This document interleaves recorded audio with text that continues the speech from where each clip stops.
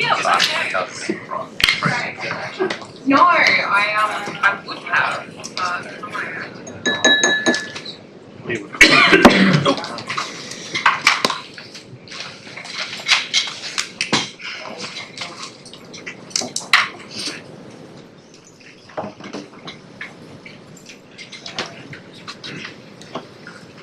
Good evening, everybody. Welcome to a special council meeting being held on Tuesday, the 14th of April. And I would like to begin with the Kaurna acknowledgement. The City of Prospect acknowledges that we are on the traditional country of the Kaurna people of the Adelaide Plains region, and we pay our respect to elders past, present and emerging. We recognise and respect their cultural heritage, beliefs and relationships with the land, and we acknowledge that they are of continuing importance to the Kaurna people living today. Had an echo, was that someone talking? Someone on the phone, I've asked them to.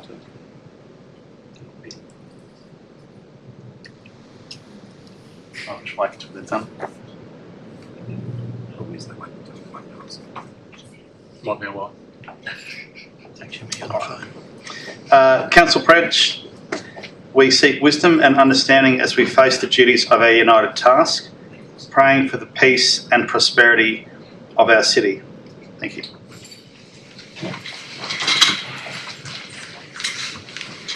Item 2, on leave, there are nil. Item 3, apologies, there are nil. Item 4, indication of intention to declare a conflict of interest. Is anyone intending to declare a conflict of interest? Okay, moving on. Just a few notes here that I want to just read out and make clear at this point in time.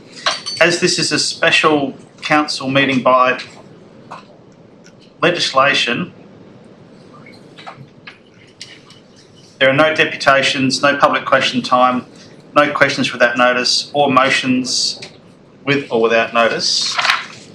Also, I'm just getting ahead of what may be coming with regards to any request to take this in parts.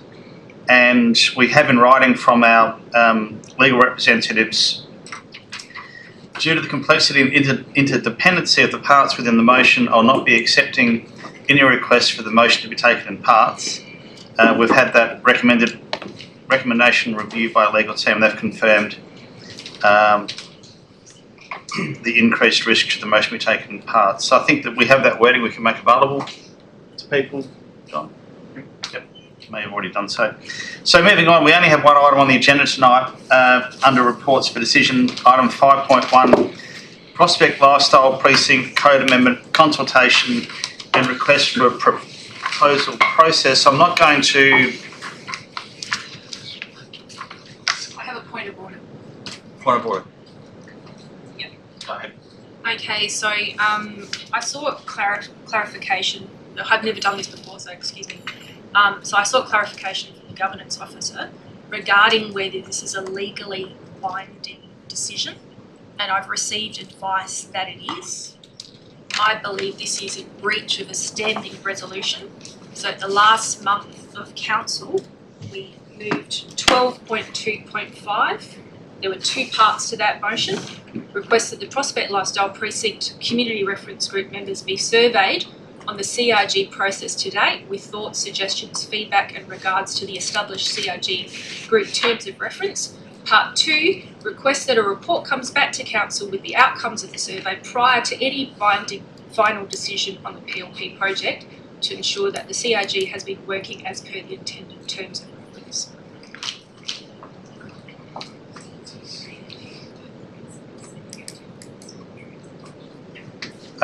Okay, so Councillor Becker, I believe that you did send that through to, are you the manager? Yeah. Acting manager.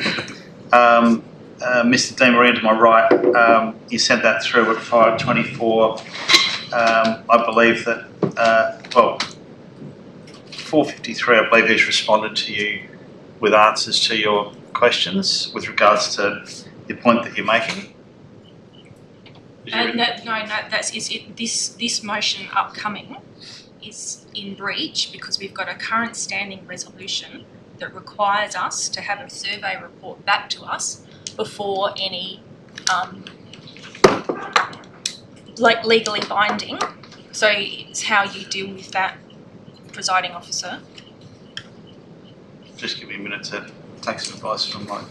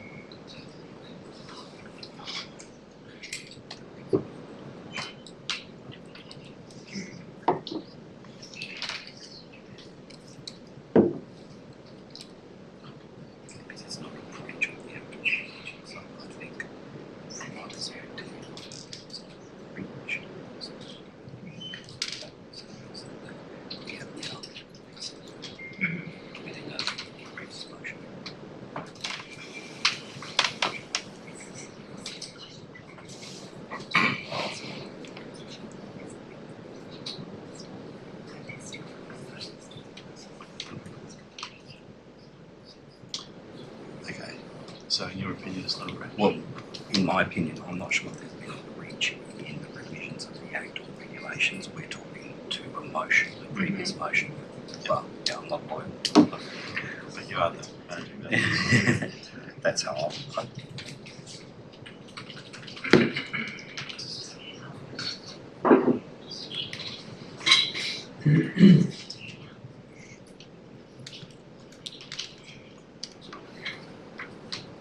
So the simple answer is that one.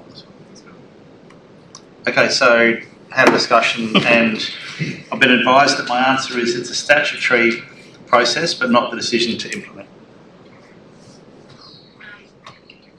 I'd like to move immediately to challenge that ruling. If I can speak to that motion. Well, it's not on the table, so I think we might be able to cover that in debate rather than doing it now. I'm just. Well, I've made a decision already, and I've been advised that we don't consider a point of order only relates to a breach of the provisions of the Act or regulations. So I've made a decision on that, Councillor Tobacco. So there's no rescission of the formal motion from last month. I've given you the advice. You're welcome to raise it again in debate as well.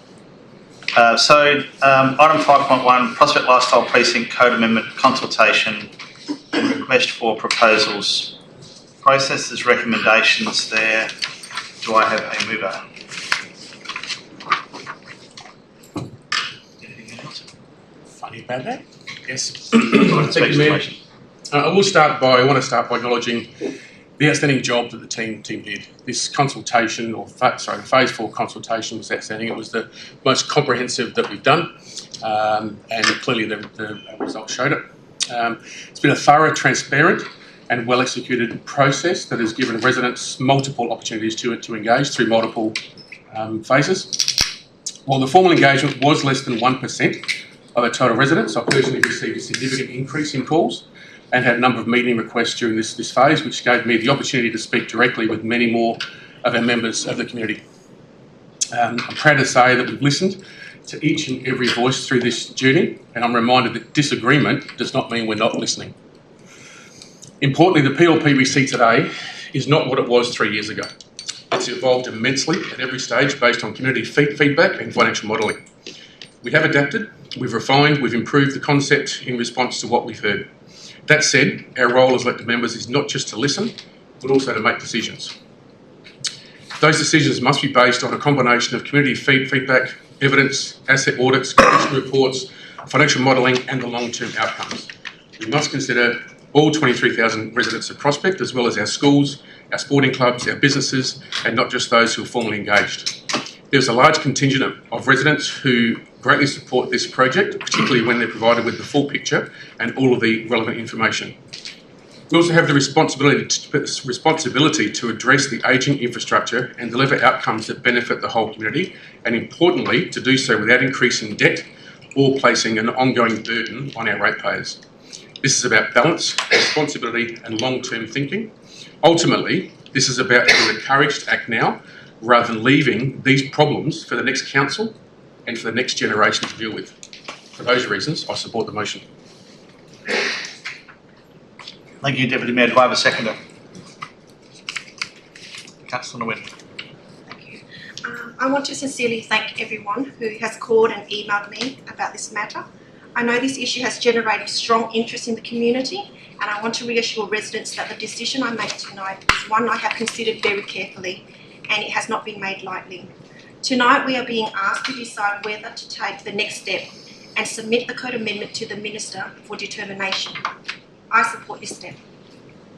This is not a rush or careless process. It follows extensive work by the Council, including master plan, technical investigation, advisory group input and community consultation. Submitting the Code Amendment does not lock in every final detail, nor does it remove any future scrutiny. What it does is allow this process to move through the proper statutory process where it can be assessed at the level it deserves. While Code Amendments may feel new and unfamiliar to City of Prospect, they are not unusual. They are a normal planning tool in other parts of Australia and overseas. We should not turn away from this legitimate planning pathway because it's not something that this council has done before. If anything, this is a moment for leadership, not hesitation. I support this step because our responsibility as a council is not only to respond to the present, but to plan responsibly for the future. We are here to make decisions that look beyond today's discomfort and towards the long-term interest of our city. This process gives council the opportunity to help shape what happens along Maynooth Road in a way that protects important community assets, supports future infrastructure and delivers broader benefits for Prospect. It also matters that this proposal aligns with the broader strategic direction of the state for this corridor. That alignment should not be dismissed. Good planning does not happen in isolation. It requires local vision, but also an understanding of the bigger picture and where our city fits within. I understand that some members of the community may feel uneasy. Concerns about the bulk, the height, the built form and the future character of this precinct are real and are valid. But it is also important to be honest. Not every question can be answered at this stage. Some matters will only be resolved later through the later design, assessment and delivery work. That is the nature of the stage planning process. So tonight, the question before us is whether every final decision has been settled. It has not. The question is whether this proposal has enough merit, enough strategic value, and enough public importance to move to the next stage of assessment. In my view, it does. Community feedback matters, and it should, but leadership also matters. There are times when our role is not simply to reflect fear or change, but to weigh the evidence, considering the long-term interests of the city and act responsibly. For those reasons, I believe submitting the Code Amendment to the Minister is the right, the responsible step and the forward-looking step. Ultimately, the final decision will rest with the Minister, but tonight our responsibility is to show whether we are prepared to back a proper process, a strategic vision and the future of our city. Tonight I am prepared to do that. Thank you, Councillor Nguyen. Any other points of discussion on things that haven't been covered already, Councillor Holland? Thank you. As an elected member, I fully acknowledge that some residents have strong objections to this draft Code Amendment. Like most in our community, they care deeply about our city, and I respect that. Public consultation plays an important role in not just fulfilling a statutory requirement, but it enables us to capture issues and sentiment regarding community expectations and concerns. However, it is not a referendum. The raw number of the submissions does not automatically decide an outcome. What carries real weight is the substance of the feedback, well-reasoned, evidence-based submissions that address relevant issues within the scope of the draft Code Amendment. It's important that I consider all factors when making a decision and give each appropriate weight. This includes the large number of residents, around 23,000, who have not made a submission. Their perspectives form part of the broader public interest and cannot be ignored. Much of the feedback received does, however, support a core objective, that action is needed to revitalise what is currently an ageing end-of-life infrastructure precinct. The main objection does not appear to be with the goal itself, but with the detail of how we get there. The Code Amendment is a critical early step in a comprehensive staged process. It does not in itself approve any specific development proposal. Those decisions will occur through a separate process that enable us to work together to deliver a successful outcome. I will be supporting this motion. Thank you, Councillor Hoyle. Any further discussion? Any points that haven't been made?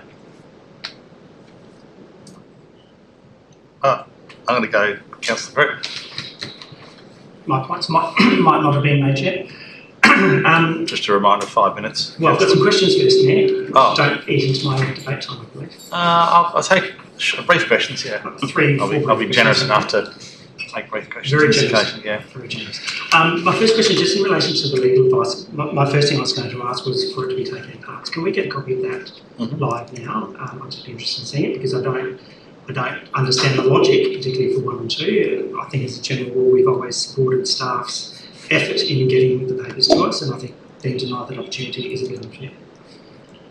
Could we circulate that? I can try and extract. Thank you. So, just a couple of quick questions. The report stated that community submissions can also comment on whether the technical investigations undertaken as part of the Code Amendment process have adequately addressed matters such as traffic, parking, infrastructure, heritage and interfaces with surrounding neighbourhoods. Feedback on these matters informs Council's consideration of possible refinements prior to determining whether to submit the code.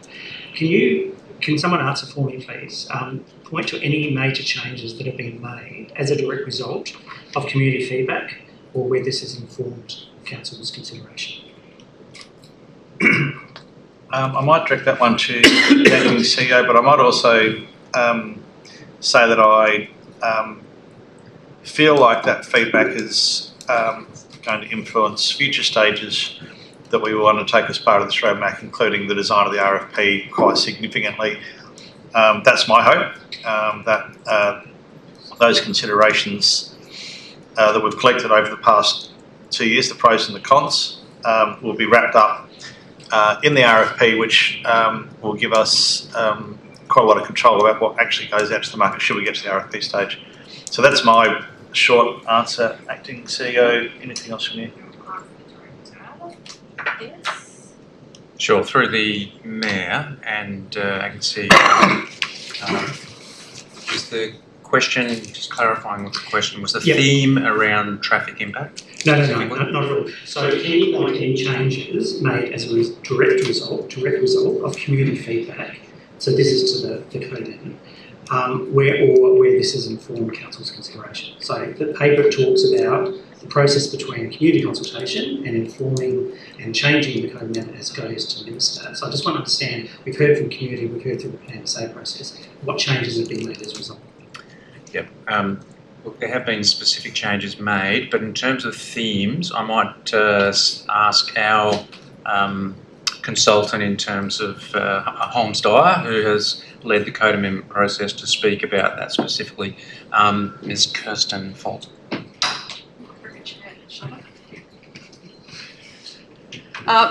Through the Mayor, I appreciate what you've said. So obviously the Code Amendment process is put out to community consultation at the same time it's put out to agency consultation. So what we need to do at the end of the day with that community feedback is to provide a response as to, I guess, an understanding of what the community feedback was, an understanding of the agency feedback, and provide a response to that received. So, for example, building height being one, obviously a community feedback with regards to building height was a consistent theme. The response to that is with regards to the state planning policy. So the state planning policy support a state significant infill, which would see ultimately the rise in building heights along Main North Road. We also had a look at Council's previous discussions with regards to the zoning, the heights, and the investigations and the reports have been done to support that, knowing that this Code Amendment had gone to the state government, specifically one one outcome being to support the Prospect Lifestyle Precinct and the development of that master plan. So it's about balancing those aspects of it. And with height in particular, it then looks at the code requirements, which would be the building height, orientation, overshadowing, and all those things could be appropriately addressed at the development assessment stage. So it's about reviewing the state policies, it's about reviewing the regional plans, it's about, how can this be addressed at a later stage? And our advice was that it could be addressed at the development assessment stage. So it's, while we can hear that feedback and acknowledge that feedback and validate that feedback, it's about how we can fit it within the broader state planning framework. Does that answer? That went around in circles a little bit. Does that answer your question? Respectfully, no. But I hear what you're saying, and I probably don't agree with the proposition that at the development stage, the community will get a say as to the height, because I think, I've said this before, I've said this publicly, I've sat on CAP, I understand how those processes work, and they're not considerations given due consideration as part of that process. But I accept your answer, absolutely, thank you, I appreciate it. But I think it goes to my point that there's been very little changes made as a result from the initial code to now. Second question, I'm a little surprised at the mention of the prudential review, only done at 111 words on the second last page of the report. Question about why we're considering these discussions and decisions prior to the completion of the prudential review.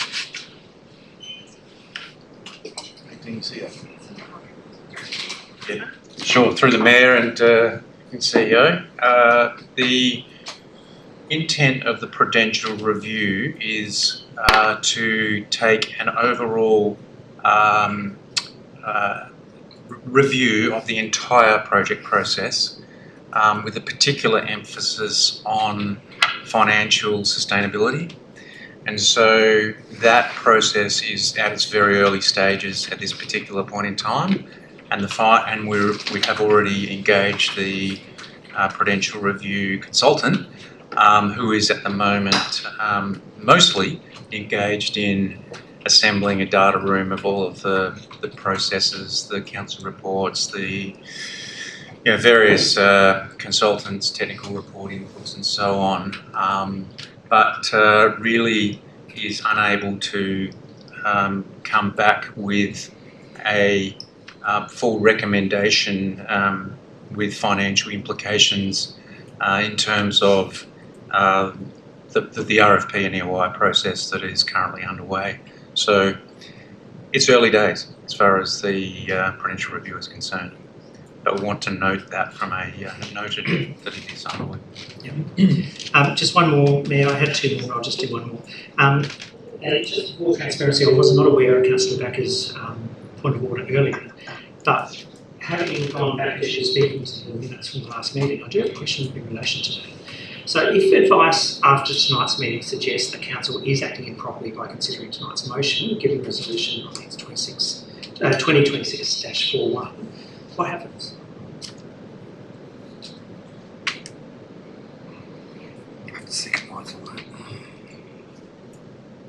Let's repeat the question. So,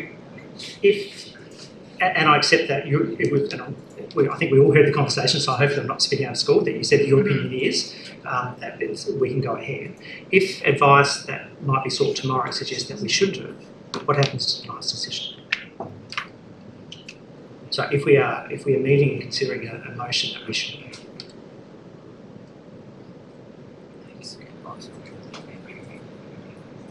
Acting CEO. Okay, so whilst most council decisions are legally binding, my understanding and advice I've been given is around the decision to endorse a code amendment is not technically legally binding. Once the minister has considered and approved or endorsed that code amendment, that then is legally binding because it becomes under that legislative or gazetted process. I need to revisit a particular recommendation. This decision, from my understanding and my position, is around the decision to forward to the minister, not actually approve the code amendment. So the previous resolution, I think we still have time up our sleeve to undertake that process. I would just question that. the third motion there approves the Prospect Lifestyle Precinct Code Amendment engagement. I think if that's engagement report. Yeah, To be finished and listed. yeah, to be finished in this. And I think that is endorsing, that is approving, anyway, it's probably nuancing the words, but that is committing to what's in that code.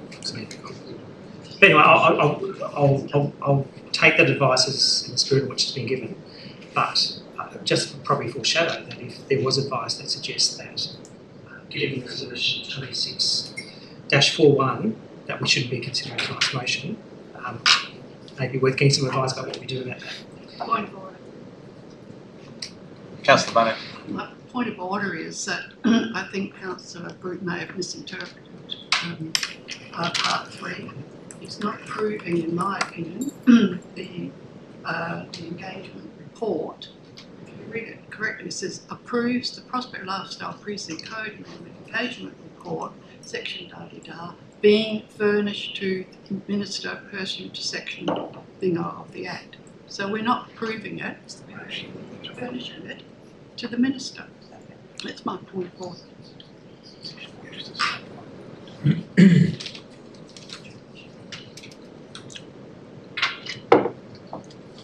Okay, so I'm looking to my left here Oh, sorry. I was for, no, that's okay, for any further advice, or have we arrived at a point where we're going to proceed? Well, I feel like that through the chair, that's Councillor Barnett's position. I guess I support that position in regards to the previous advice that I've provided. My commentary wasn't to stop the meeting, my commentary was purely to say what happens tomorrow. Clearly I've read the wrong report tonight because I thought we were approving something, so I'm very pleased to hear that we might not. Anyway, that's all my questions, so I'm happy to keep going. So I want to start, because I can't do this because we can't take it in parts, just to acknowledge the significant work that has gone into this process. I won't be supporting the motion tonight, but I acknowledge that there's a lot of work that goes into it, and just want to thank the Director and the staff for that. I think we need to be very clear if we are ready and whether it's appropriate, though, to take the next step. This report is the final statutory step, quote unquote, before submission to the Minister.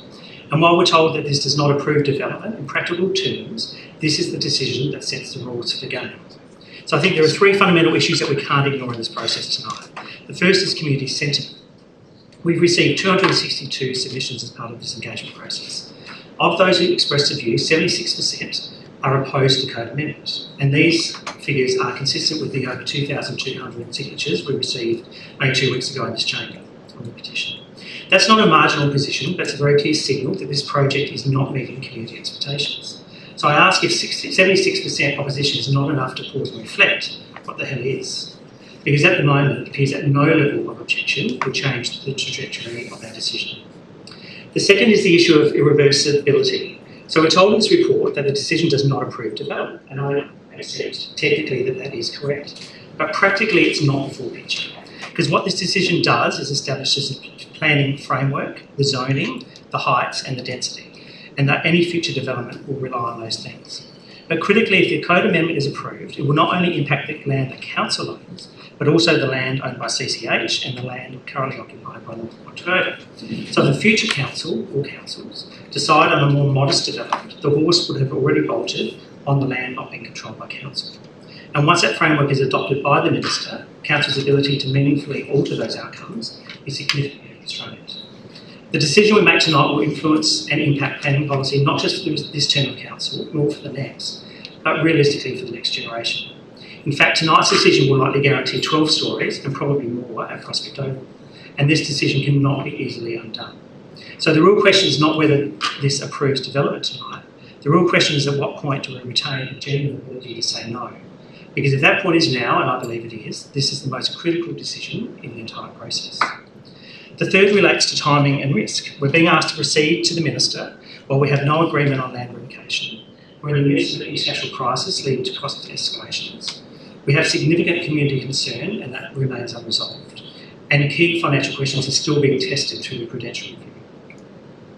The report presents a very strong financial argument, essentially that proceeding delivers benefits and not proceeding will lead to rate increases.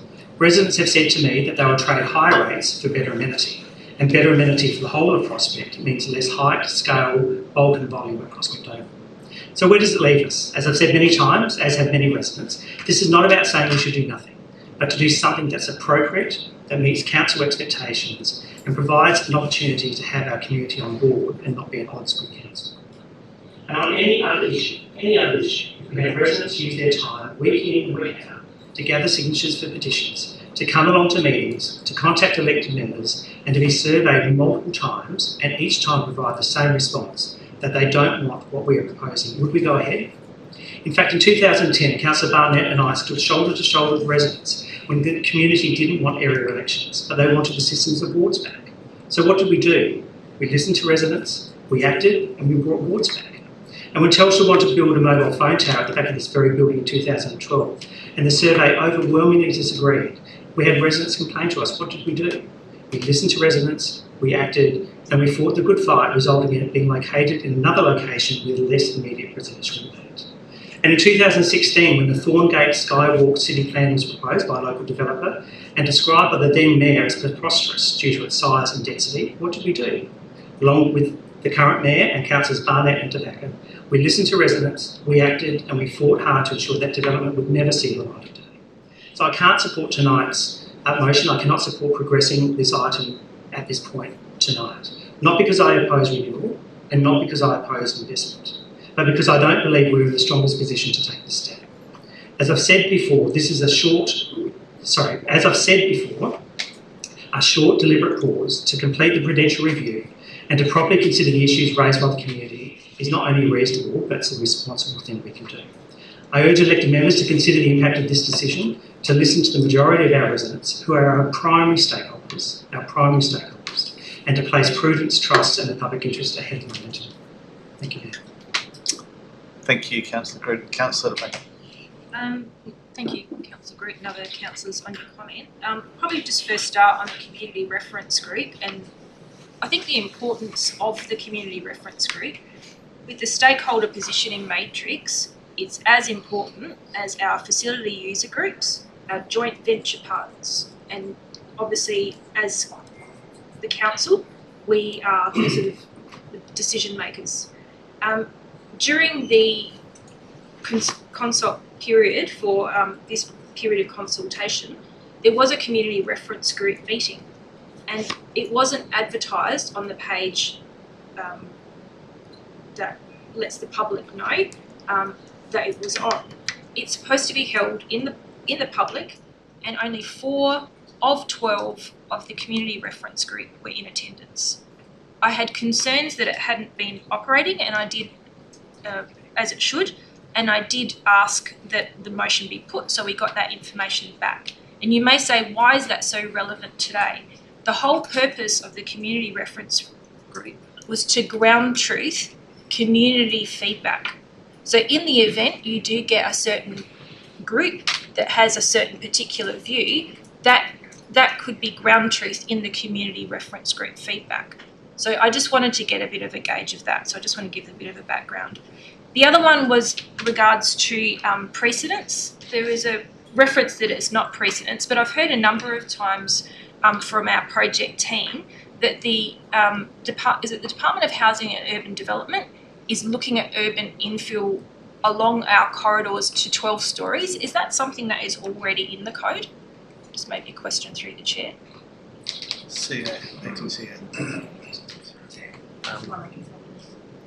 Please, first.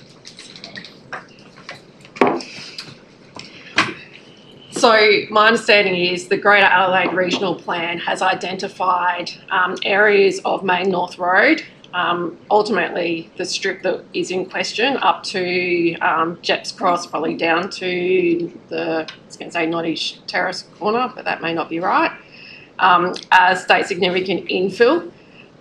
That's in the Greater Adelaide Regional Plan. That's been identified for a number of reasons. Ultimately, its ability to accommodate higher density, its proximity to public transport, its proximity to roads, things like that. I don't believe that there is a height level that has been associated with that, and it's definitely not reflected in the Planning and Design Code. What's reflected in the Planning and Design Code is the current zones and the heights that are associated with each of those particular zones, and each will have a different height level depending on the particular land. So either at the moment, Main North Road, there's a height limit of 6. If you cross the road, it will be slightly different despite being in the same zone. So there is a desire for the state government to increase density and heights on the Main North Road as a state significant infill site, but I don't believe that they have come out and provided a particular number. Okay, I think that's. Thank you. Yeah, so just on page 12 of our report, response to themes, it says the affected area is identified within the Great Adelaide Regional Plan as a state significant infill area. The key location targeted well-located infill development that deliver a mix of use of high density housing options. The affected area has the potential for land parcels to be amalgamated and a depth greater than 50 metres, characteristics that create opportunities to increase building height and housing yield while still appropriately managing impacts on neighbourhood properties. So I guess what we're hearing is this is all through our urban corridors. So it may not be creating what we call precedents, but it's certainly creating a benchmark. And that's all our urban corridors. So I guess what our community is confused about is when does 5 or 6 levels not mean 5 or 6 levels? And that's what we've previously consulted with our community. The Department of Housing and Urban Development has not talked to our community about those impacts, and rightly so. There is quite a lot of alarm within our community, and especially I think the scheduled Department of Housing and Urban Development actions regarding introducing interface zones as well. So the alarm in the community is not unwarranted against the precedents for this scale and format. And what I'd really like to see is conversations with our community about where density is going to be, because we haven't been given that information as a community. In fact, I know I only found out about the ABC site and the proposed density through a radio interview with the Mayor, and none of that information had been shared with the council. Just on that, it wasn't a proposed density number. Yeah. It was a radio interview. Okay. So yeah, so I guess there is nervousness in the community generally, and certainly I think the bulk and scale of this proposal has been asserted by some members of the council as being feasible. But if another way of looking at it is money. We're only doing level 6 to 12 for money. Now, if the developer said we want to do something on Prospect Road, and we're not going to do 5 or 6 stories, we're going to do 12 stories because it's more feasible, it's not appropriate. So 5 or 6 stories is appropriate in that site, and much of our community agree. So I would like to look at things like boundary reform and rates increase. So I don't think doing bulk and scale is the only way to fund community facilities. So I'm going to vote no on this motion, and I'd encourage other elected members to reconsider. Thank you. Any further discussion, any points that haven't been made as yet? I'll just make a couple of points. First of all, Councillor Green, interesting that you said that this guarantees at least 12, if not more, stories on that site. I don't think that's a reasonable statement to make. I'm not sure what basis you would make that on. I just wanted to call that one out. Point of order, if I can I answer that? No. Okay. Now, I've spoken to a lot of residents and ratepayers, as we all have, and I'm yet to come across the ones who said, please put my rates up to do this. So I'm not sure who you guys have been speaking to. Maybe it's something we should consider in the whole scheme of things, a combination of some significant rate increases and levels. I'm on record as saying that we should go as low as we can to generate the revenue we need to do the work the community's asked us to do. So if that is a combination of significant rate increases for a period of time and reduced heights, then, you know, that's a discussion we should have. One of the things that we've talked about for years is our desire for control over scenarios, including development, what happens in our side streets in particular, and retention of the heritage houses that we know and love around the area. So for me, a lot of this is going down this path is about retaining that control rather than it being out of our control. And I'll give you a couple of examples. Whilst GARP doesn't specify any heights, it's well within the potential remit of the current or future state government to do so and to impose minimum heights along urban corridors. And that could be something out of our control. Also remind you that the Executive Director of the Property Council put forward a proposal that in areas such as Prospect, 3 stories be feasible in every suburban street in order to achieve the urban infill targets and to relieve the housing crisis. So that's on the record as something that he said. So again, that to me seems to be something out of our control. What I think this does is this puts it as much as we can in our control. And whilst what we might propose and consider doing might not make everybody happy, I'd rather have as much control as possible over what does happen rather than have the will of the state government and potentially the federal government put upon us in a way which we are even less happy with. So I just wanted to make those points. If there's no further comments, then I'll circle back to Deputy Mayor Nelson. Thank you, Mayor. Yeah, look, I might just briefly, I've got something here that I wrote, but I think it's an interesting point that you raise regarding, I have heard a few times from people saying, well, this basically guarantees 12-storey buildings, and of course it doesn't. This creates an envelope, this creates a guideline for what can be done. And we've seen plenty of examples, and people ask for examples, and 85 Prospect Road here is a perfect one, where the developers there was pushed to go to 4 stories, could have gone to 4 stories, decided to go to 2. No difference to the apartments going up at the end of Gladstone Road here on Prospect Road again. They could have gone to 4, they chose to go to 2. We support that, no problems at all. So we're not setting a minimum, we're setting a maximum. So we're saying the maximum we want there is 12. We'd obviously rather see something lower, something that's feasible. But I think it is also important, as I go back to my notes, to note that many of the concerns raised during the consultation period will be addressed through the development application stage. Now is not the time to look at those. It's going to come down to the DA. And the planning code, as Councillor Groot said, a number of have sat on cap, but the planning code places a strong emphasis on appropriate residential outcomes. And with Council here as a partner in the project, we will have significant influence over the design outcomes to ensure the impacts on surrounding residents are minimised while achieving the desired outcome of asset renewal and improved amenities for all of our residents. Thank you. Thank you, Matt. Let's put it to vote. All those in favour? All those against? Motion carried. Thought that might have been coming.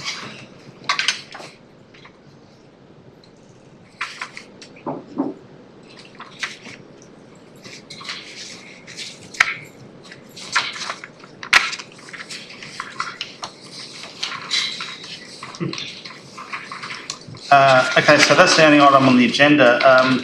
Before I close, I just would like to personally thank everyone around the table and also the people who have come here tonight. We're all here because we're passionate about this subject, and whilst we might not always agree and whilst we sometimes might be very much opposed in our points of view and our opinions on things, it's always been a hallmark or a trademark, I think, of this council for as long as I can remember that we have been able to air those views respectfully and take those different points of view on board. And I'm glad we're not one of those councils that ends up on the front page of the paper for all the wrong reasons. So I would like to thank everybody. I know it's difficult when we have such different points of view on a similar subject, and I appreciate everyone's respect in the way they're dealing with this. With that having been said, declare the meeting closed at 6:44. Thank you. Sweet.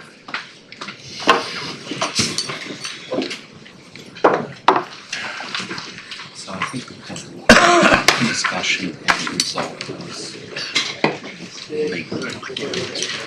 There was no objection to